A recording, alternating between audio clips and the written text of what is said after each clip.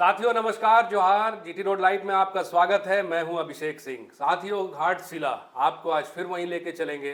घाटशिला में जैसे जैसे चुनाव नज़दीक आता जा रहा है, हर चीज़ें साफ होती गई और उन सारी चीज़ों को आपके समक्ष हम रखते भी गए। साथियों, नामांकन खत्म हो गया और अब नामांकन प्रपत्रों की जांच की जो है प्रक्रियाएं चल रही हैं। इसमें किसी की नाराजगी भी नजर आ रही है, किसी का खुला समर्थन भी नजर आ रहा है और कोई अब भी शांत कुछ न कुछ राजनीतिक तैयारियों में लगा हुआ है। इन सब चीज़ों पे बात करने के लिए आप देख रहे हैं हमारे साथ हमारे फ्रेम में है पॉलिटिकल एडिटर शैलेंद्र सिन्हा जी। इनसे भी चर्चा करेंगे। साथियों, बातचीत की शुरुआत करेंगे प्रदीप बाल मुचू के साथ।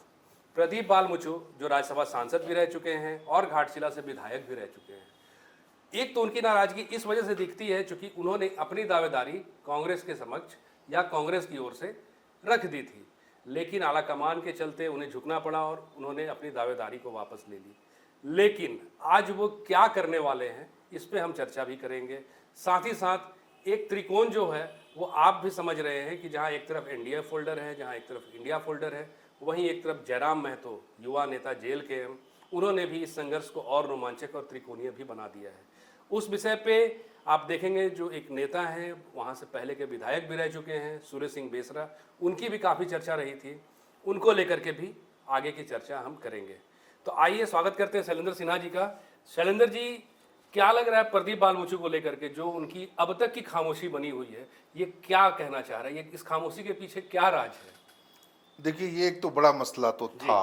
हम सभी लोगों को लग रहा था क्योंकि जिस तरह से उन्होंने अपनी दावेदारी पेश की थी कांग्रेस के अंदर, और ये यहाँ तक कह दिया था जो कांग्रेस को जेएमएम से ये सीट लेना चाहिए, इसलिए लेना चाहिए क्योंकि पूर्व में इनके विधायक रह चुके, और ऐसा कांग्रेस से या पिछले लोकसभा चुनाव में ऐसा हो चुका था कांग्रेस और जेएमएम के बीच में, जब कांग्रेस ने अपनी जीती हुई लोकसभा सीट सिंहभूम वो जेएमएम को दे दी थी। और आज जो वहाँ से जेएमएम की जो वरिष्ठ नेता हैं, पूर्व मंत्री भी झारखंड सरकार की जोबा मांझी, वो लोकसभा सांसद है। तो वो एक उस मतलब कि आप कह सकते हैं जो आपसी रिश्तों का या पार्टी के अंदर जो चीज़ें सामंजस्य होता है, उनकी याद दिलाते हुए प्रदीप बलमुचू ने कांग्रेस नेतृत्व को ये कहा था जो एक पहल करनी चाहिए, लेकिन कांग्रेस नेतृत्व ने इसको सिरे से खारिज करते हुए और जेएमएम के साथ खड़े होने का ऐलान कर दिया था। तो फिर ये एक आशंका लगने लगी थी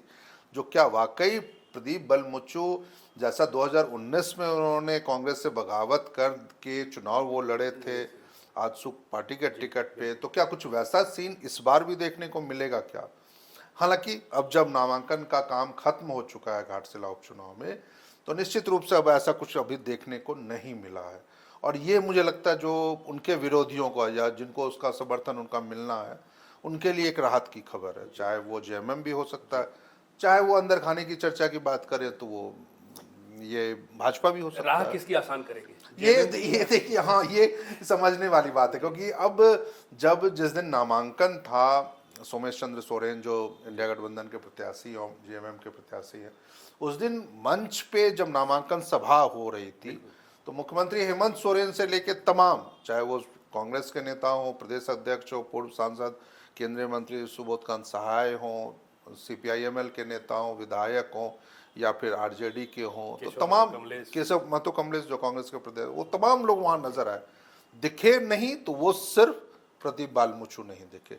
तो एक आशंका तो अब भी ये लग रही है जो क्या वाकई उनका समर्थन जेएमएम को मिलता है या नहीं मिलता, क्योंकि जब पूर्व शिक्षा मंत्री रामदास सोरेन जी का देहांत हुआ था और उसके बाद यदा कदा उन्होंने कुछ प्रेस मीडिया से बात करते हुए प्रदीप बलमुचू ने ये कहा भी था, जो उन्होंने उनकी जीत में 2019 के जो विधानसभा चुनाव में रामदास सोरेन की जीत हुई थी, उसमें उन्होंने बड़ी भूमिका निभाई थी और कई जगहों पर उनके साथ जाके प्रचार भी किया था और ये चीज़ें समझ में आ भी रही थी।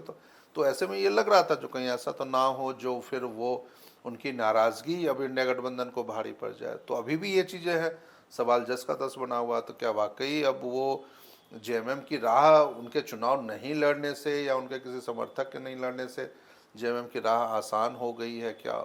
ऊपर से तो यही देखने को मिलता है, लेकिन अंदर खाने चर्चा क्या हो सकती है? क्योंकि देखिए, कई बार होता है जब आप सामने वाले को डंट करने के लिए या उनको उनकी चीज़ों को समझाने के लिए वो आप विपक्ष को आप दे देते ताकि अगली बार के लिए आप दबाव बना सके। देखिए पिछली बार तो ये चुनाव हार गए थे, कितने तो ऐसे निर्णायक में लगते हैं तो शैलेंद्र जी आपको वो? बहुत बड़ा। देखिए आप बहुत सही सवाल ये कह रहे थे, हमारे बहुत सारे दर्शकों को ये शायद समझ में नहीं आएगा जो आखिर प्रदीप बलमुचू हैं क्यों इतने निर्णायक या क्यों इतने इम्पोर्टेंट है। प्रदीप बलमुचू इसलिए इतने इम्पोर्टेंट है क्योंकि 2024 का विधानसभा चुनाव जब हुआ था तो उसमें लगभग 98,000 से कुछ ज़्यादा वोट जेएमएम कैंडिडेट और इंडिया गठबंधन के प्रत्याशी जो रहे थे रामदास सोरेन, उनको मिला था। और ये दूसरा उनके विपक्ष में जो बीजेपी के बाबूलाल सोरेन थे, जो इस बार भी बीजेपी ने उनको टिकट दिया है, तो उनको लगभग 76-77 हज़ार वोट मिले थे, यानी 20-22 हज़ार वोटों का अंतर था।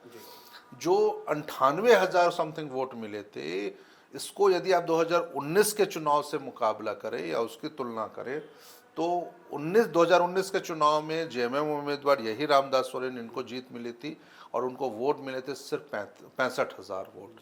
यानी जो 33-34 हज़ार एक्स्ट्रा वोट 2024 में उनको मिले, यही वोट बलमुचू का वोट है। ये इसलिए कह रहा है क्योंकि 2019 के चुनाव में बलमुचू आजसू पार्टी के उम्मीदवार से के रूप में वहां से चुनाव लड़े थे, क्योंकि कांग्रेस ने वो सीट गठबंधन के तहत उनको दे दी थी और बलमुचू को चुनाव लड़ना था।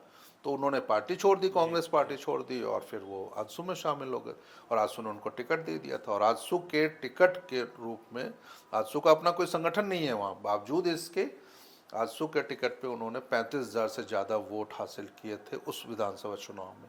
इससे पहले 2015 में भी ये चीज़ें देखने को मिली हुई थी। जो उस समय जेएमएम का जो अपना वोट था वो लगभग आप समझ लीजिए, मुझे याद है जो करीबन 57-58 हज़ार वोट मिले थे। यानी जो जेएमएम का अपना वोट है वो 55 से 60 हज़ार 65 हज़ार वोट है, उसके बाद जो भी वोट है वो बलमुचू का वोट है। तो ऐसे में यदि वो चुनाव मतलब खड़े होते या नहीं खड़े हो रहे हैं तो ये वोट 30 से 35 हज़ार, अब उम्मीद कर सकते हैं जो वो लगभग 40 हज़ार वोट का है, वो इतना इम्पोर्टेंट है। यदि उनकी नाराजगी भारी पड़ी तो जेएमएम के लिए सीट निकालना मुश्किल हो सकता है। सूर्य सिंह बेसरा पहले विधायक भी रहे हैं घाटशिला से, साथ ही साथ अभी जो विवाद चल रहा था कुर्मी और एसटी का, जी, तो इस पे भी वो एक तरह से जयराम जी का पक्ष लेते नजर आए। काफी जयराम युवा नेता हैं, काफी प्रखर हैं, मुद्दों को उठाते रहे हैं और ऐसा नहीं है कि सिर्फ वो कुर्मी समुदाय के नेता रहे हैं। उन्होंने तो यहाँ तक भी कहा कि हर जगह ऐसे जयराम होने चाहिए।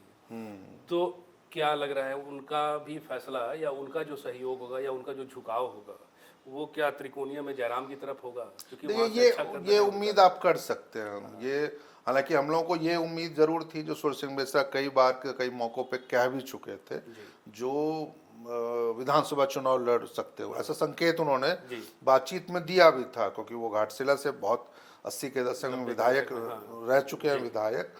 तो वैसी स्थिति में ये लग रहा था जो शायद जिस तरह से अभी कुर्मी आदिवासियों का विवाद चल रहा है तो उन चीज़ों को लेकर के, चाहे दूसरे अन्य चीज़ों को लेते हुए वो चुनाव मैदान में आ सकते हैं। लेकिन हालांकि अब नामांकन खत्म हो चुका है तो हाँ, अब साफ हो गया जो वो नहीं लड़ेंगे। हालांकि कुछ दर्शकों को हम ये बता दें, जो उसमें 14 उम्मीदवारों ने पर्चा भरा है, नामांकन किया है घाटशिला उपचुनाव में, और अगले 1-2 दिनों में तस्वीर साफ हो जाएगी जब नामांकन के वापसी का काम खत्म होगा तो कितने उम्मीदवार चुनाव मैदान में रह जा रहे हैं। लेकिन एक जो प्रमुख बात है वो यही है, जो 3 प्रमुख हैं, जैसे कांग्रेस जेएमएम की ओर से रामदास सोरेन के बेटे सोमेश चंद्र सोरेन, बीजेपी से हाँ एनडीए फोल्डर से जैसा आप कह रहे हैं जो बाबूलाल सोरेन जो पूर्व मुख्यमंत्री चंपई सोरेन के बेटे, और जेएलकेएम से जो तीसरा त्रिकोणीय जो पूरे मुकाबले को बनाता नजर आ रहा है वो जेएलकेएम है, और उससे रामदास मुर्मू जो पिछली बार 2024 के विधानसभा चुनाव में भी लड़ चुके हैं और लगभग 8,000 से ज्यादा वोट उनको मिले थे।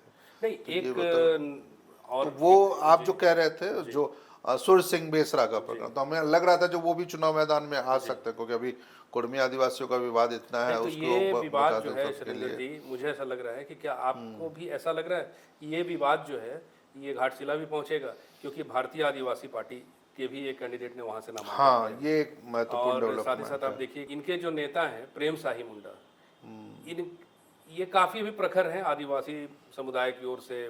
कि हम आरक्षण नहीं लेने देंगे। तो बिल्कुल, ये जो कैंडिडेट हैं, ये क्या लगता है कि ये मुद्दा वहाँ भी कुछ निर्णायक होगा या कुछ असर डालेगा वहाँ के नहीं, चुनाव? बिल्कुल होगा। देखिए, निर्णायक होगा नहीं होगा वो तो मतदाता तय करेंगे, लेकिन चर्चा तो जरूर होगी इस मुद्दे पे। जैसा आपने कहा, जो भारतीय आदिवासी पार्टी बाप जो है, उन्होंने अपने कैंडिडेट को वहाँ खड़ा किया, और ये संभावना भी लग रही है जो उसके राष्ट्रीय अध्यक्ष जो सांसद हैं उदयपुर से, राउत, राजकुमार राउत या ऐसे करके कुछ नाम है, तो वो भी चुनाव प्रचार को आ सकते हैं। यहाँ से जो प्रदेश अध्यक्ष हैं उस भारतीय आदिवासी पार्टी के, प्रेम साई मुंडा, वो जा सकते हैं चुनाव। तो निश्चित रूप से वहाँ ये चर्चा तो उठेगी।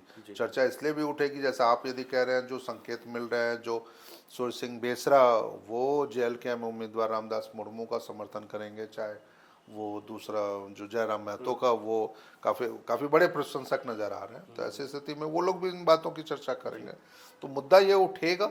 लेकिन हाँ, ये एक है जो पूरे विधानसभा क्षेत्र को ये शायद उतना प्रभावित ना करे। ये एक हो सकता है जो कुछ इलाकों में जहाँ पे कुर्मी वोटर्स ज़्यादा हैं, तो वहाँ पर ये मुद्दे शायद, क्योंकि शैलेंद्र जी लगभग आप देखेंगे ना, जो वोट बैंक है बराबर के हिसाब से मानिए, आदिवासियों की और कुर्मियों की, OBC समुदाय और आदिवासी को मिला ले तो 45-46% दोनों वोटर हैं। हाँ, तो अगर ये मुद्दा उठा तब तो फिर मामला क्या लग रहा है आपको? मामला देखिए फंसेगा तो नहीं, क्योंकि एक सहानुभूति वाला फैक्टर जो है वो बड़ा फैक्टर है। और रामदास सोरेन के बेटे जो सोमेश हैं, उनकी छवि जो है वो इलाके में पूर्व प्रचलित रही है। जैसे वो अपने बाबा के साथ भी चुनाव प्रचार में शामिल होते थे, चुनावी गतिविधियों में, संगठन के कार्यों में संलग्न थे, उनकी सारी चीज़ों की देखभाल सोमेश खुद करते थे। तो ऐसे में वो मतदाताओं से परिचित है, उनकी चीज़ों से, उनके इलाकों से, उनकी योजनाओं से, जो रामदास सोरेन करना चाहते थे। जैसे देखिए, नामांकन सभा जब हो रही थी तब उन्होंने ये बड़े प्रमुखता से इन बातों को रखा था, जो बाबा कैसे घाटशिला को एजुकेशन हब बनाना चाहते थे, कॉलेज खुलवाना चाहते थे, या दूसरे बड़े शिक्षण संस्थान बनाना था। तो अब बाबा का वो सपना को पूरा करने की जिम्मेदारी मेरी है, यानी वो लोगों को कनेक्ट करने के लिए आप कह सकते हैं। ये काम तो ये भी कर रहे हैं, चंपई सोरेन भी कर रहे हैं। 2-3 महीने से आप देखिए वहीं कैंप कर रहे हैं। हाँ, वो एक अच्छी चीज है। देखिए, विपक्ष के नाते तो वो, हाँ बिल्कुल।